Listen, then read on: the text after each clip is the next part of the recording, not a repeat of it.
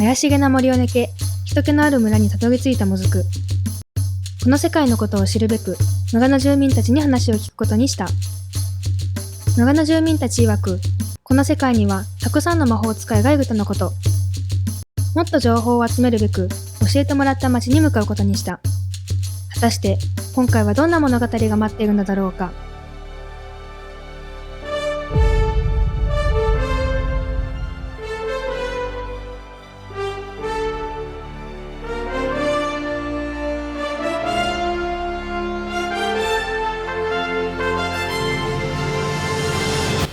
こんにちは、もずくです。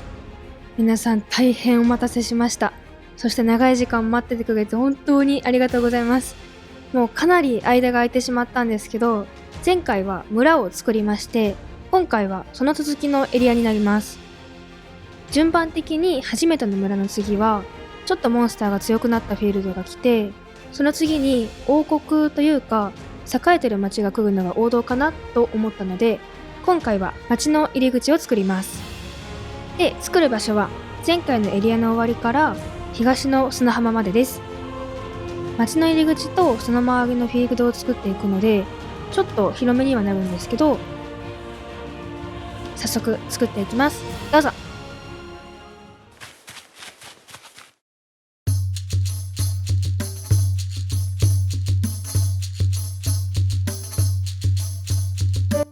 まず最初はエリアとエリアのつなぎ目を作っていきます。崖でつなぎ目を囲っていくんですけど、スリーピー島は一つ一つのエリアの雰囲気ががっつり変わったりするので、つなぎ目はなるべく次のエリアがあまり見えないような作りにしていきます。で、ちょっと聞いてほしいんですけど、本当は加工を生かすしまくりをしたかったんですけど、何回も作り直してるうちにもともと作る予定だったものとは全く違うエリアになってしまったので、ちょっと悔しいんですけど、今回はせめて角だけ削ってなじませておきます。でもまだもう一個余ってる加工があるので、そこでは活かせたらなと思っております。で、あとは道と低木も植えて次のエリアまでつなげておきます。で、もちろん新しいフィールドにつながるので、セーブポイントも忘れずに作っておきます。はい、これでエリアのつなぎ目は完成しました。つなぎ目なので簡単でさらにシンプルめにしています。ではここからが本題です。町の入り口ということで、その入り口を見渡せるエリアにするために、つなぎ目に作った崖を伸ばして高台を作っていきます。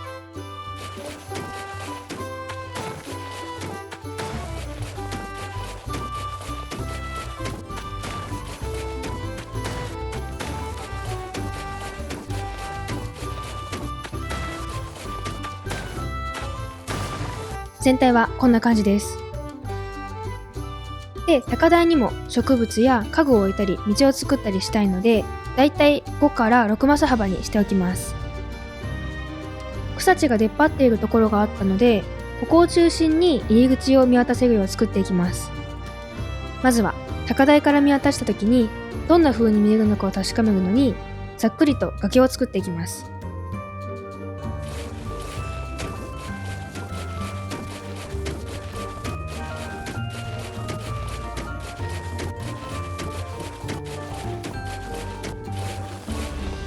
はっきり見えすぎず、ぼやけすぎない位置に作っておきました。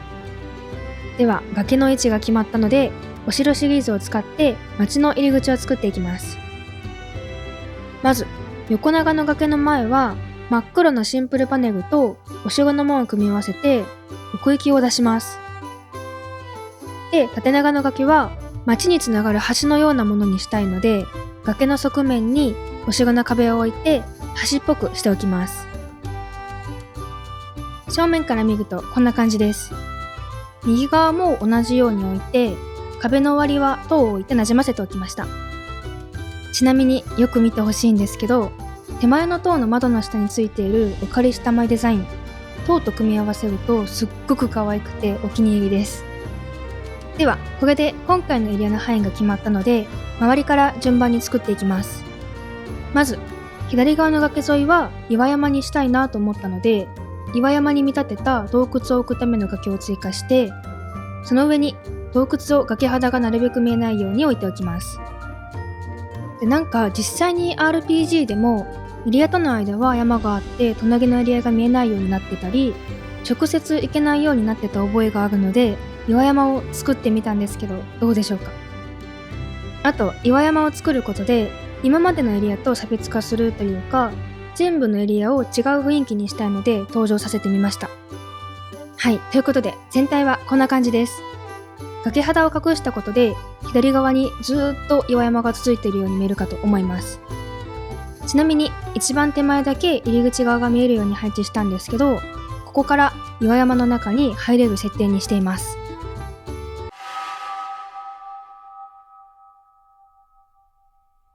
次は左側が完成したので高台を作っていきます。で、右側だけ余分に出っ張らせているんですけど、ここに作りたいものがあります。この辺りのエリアからモンスターがちょっとずつ強くなってくるということで、そろそろ討伐屋さんも必要かと思いまして、くすけちゃんのお家を討伐屋設定にして建てます。とりあえず目印だけつけておいて、お家周り以外を先に作っていきます。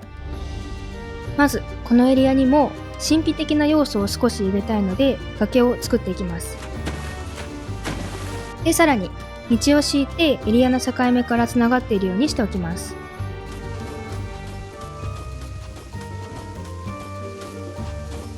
次に植物を植えていくんですけど、木を植えるスペースがないのと、植えられたとしても奥の景色を隠してしまうので、低木とお花だけ植えておきます。ちなみにお花はメインではないので、雑草っぽく見えるものを選んであまり主張しないようにしておきました。では次は高台の真ん中となる場所にちょっとした広場のようなものを作ります。で、始まりの谷にあった遺跡とあえて似たような作りにしているんですけど、マンホールと遺跡の柱とキューブライトが置かれている場所同士ならワープできるよみたいな設定にしてます。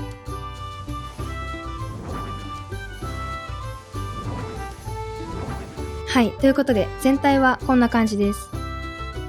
では次は右側も同じように作っていきます。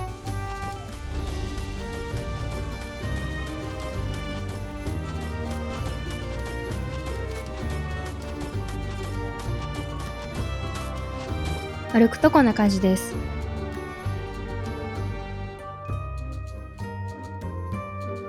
全体を作ってみて、建物の位置が一マス後ろでもいいなと思ったのでずらして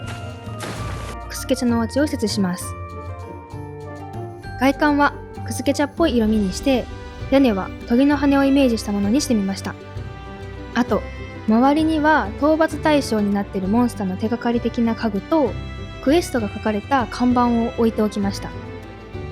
ということで高台が完成したので1段目を作っていきます。今まで草地や砂の地面がメインのエリアは作ってきたので、雰囲気を変えるためと、せっかく隣に岩山もあるということでお借りしたマイデザインで岩の地面にしていきます。で、見てわかる通りかなり広いエリアなので今回もやります。せーの、早繰りタイムスタート。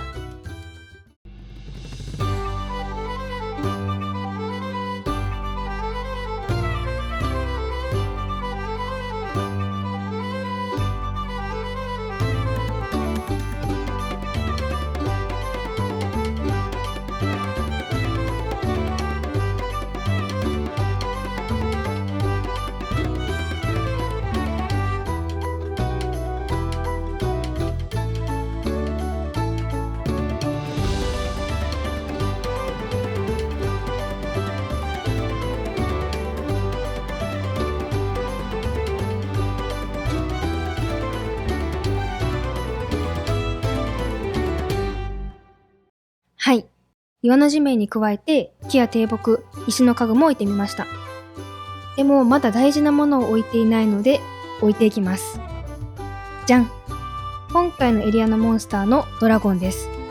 恐竜のおもちゃのグレーだとわざとらしくならないっていうのと、このサイズだと強すぎずちょうどいいレベルだなと思ったので使ってみました。では右側も置いて、さらに街の入り口っぽく樽や木箱なども足していきます。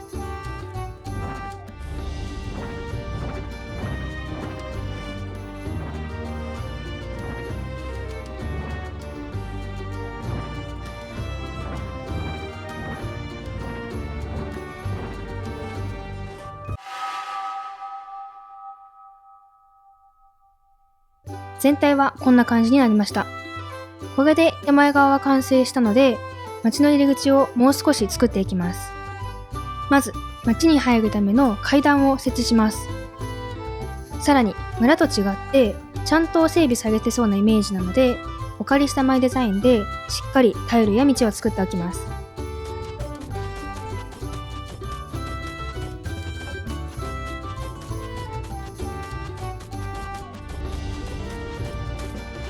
で、まだ高台から見た時に物足りないので、2段目の左右にお城シリーズを置いて、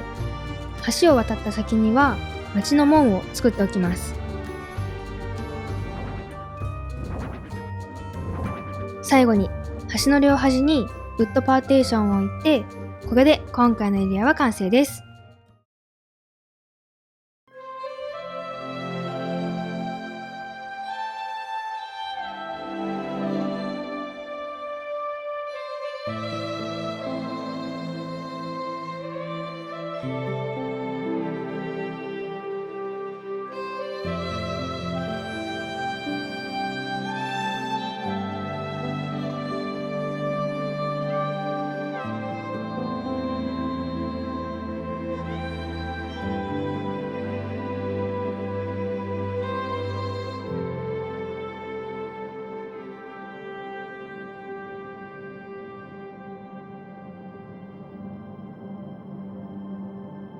いかがでしたでしょうか。今回は高台と岩と町の入り口を組み合わせたエリアを作ってみました。で、皆さんお気づきかと思うんですけど、町の入り口を作ったということで、次回は町の中を作っていきます。ぜひ次回も見てもらえると嬉しいです。最後まで見ていただきありがとうございました。よければ高評価、チャンネル登録、コメントもたくさんお待ちしております。ほいじゃ。